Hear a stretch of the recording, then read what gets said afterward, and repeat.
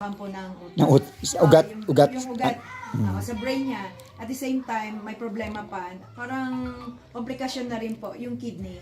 Parang nagdudugo. Ayan po. So, sabi ng doktor, kailangan ma-surgery siya agad. So, yung surgery, 600,000. Tapos yung ICU, 400.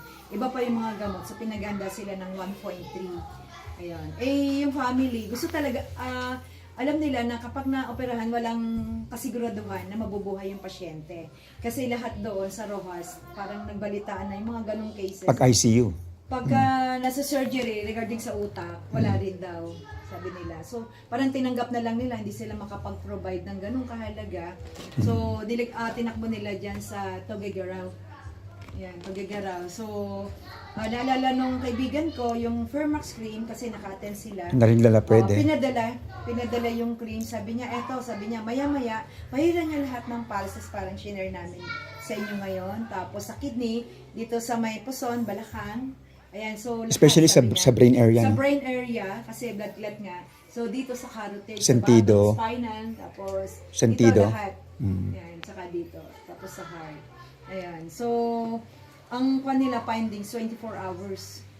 So, hindi sila, sabi nung hipag, ito na lang yung tanging pag-asa ko.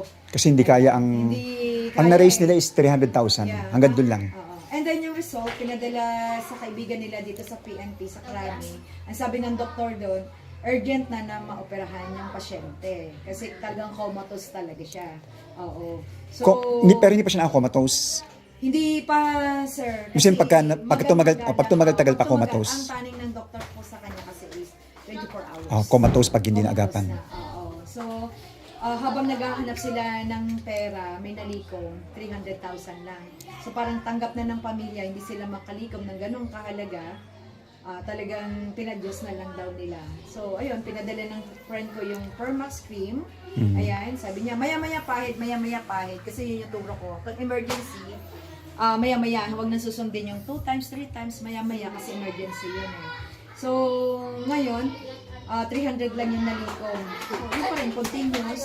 Hanggang sa 24 hours na yung pasyente, tumatawa. Hindi pa nakakomatose. And then sinalang ulit, tinignan sa CT scan, nawala na yung yung pamamaga at saka yung blood clot sa ulo. Ayan. At saka ang ganda na daw ng pag-ihi niya. Nag-okay Pati yung kidney. Pati yung kidney niya. Maganda daw. Kasi dito tuturuan namin kayo. Tsaka dito sa tiyan. So it happened mga 1 linggo na, no? Oo. Nung dumalo sa hospital. Ang inaasahan niya, 24 hours, ang inaasahan niya, ibabalita sa kanya na comatose na yung kapatid niya. Pero nung dumalaw daw siya sa hospital, nakakausap na. Nagulat daw yung doktor. Kasi bakit ng pasyente na to? Tinanong yung pangalan. Anong pangalan mo? Bodang. Normal, na sinasagot. Pasyente. Ngayon, nagulat daw yung doktor. Bakit kumakain, tumatawa yung pasyente. At saka bakit nag-normal? Yun yung question mark ng doktor. Kahit sino Kaya sabi ng friend ko, imagine, San, sabi niyang ganon, kung hindi mo itatry, parang katulad ko, hanggang ngayon parang panaginip. Kanina sinabi mo umaga, di ba? Sabi niya, di ba, parang magic, no? Magic. Oo, kasi hindi niya ini-imagine na cream lang. Cream yan Bakit ganun ang nangyari sa kapatid niya? Buti na lang, sabi niya, naniwala ako. Nag-try. Nag-try.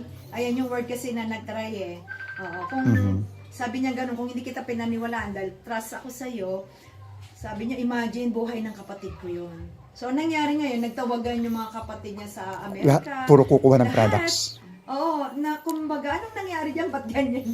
Kasi normal na nakakausap nila. Hanggang ngayon. Hanggang ngayon. So, nailabas na nung last week, proud yung kaibigan ko. Kasi sa ganong cases, nasurvive yung kanyang kapatid.